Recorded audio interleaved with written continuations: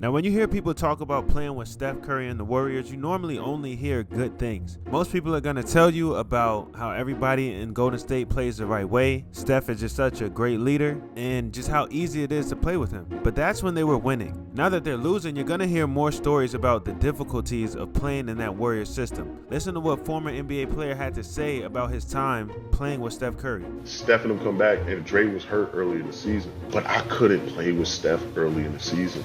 I'm still gonna do me. Like, y'all see what I did last year. That's what I'm thinking. But I can't do that because I'm on the floor with Steph all the time.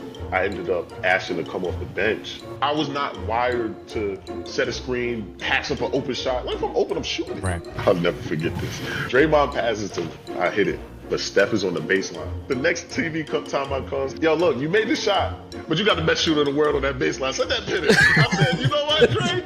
I'm not even mad at you. I made this shot. It's a good shot. I'm glad you made it. But you got the Steph. Next time, kick out.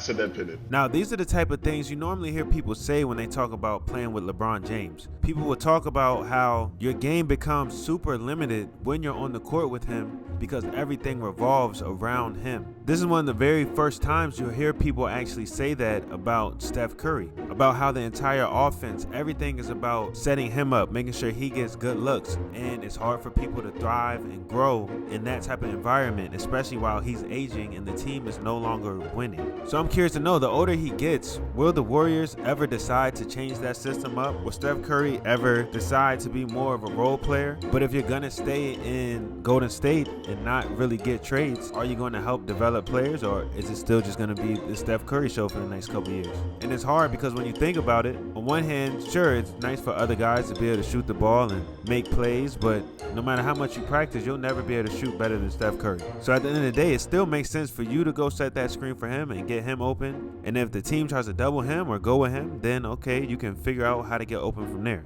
Same thing goes with LeBron. As good as you are with the ball in your hands, you're probably never going to be a better decision maker than LeBron James, so give him the ball. But as these guys are aging, they're not the same players they once were. So I wonder if more stories like this will come out about Steph Curry as he continues his career and heads into retirement.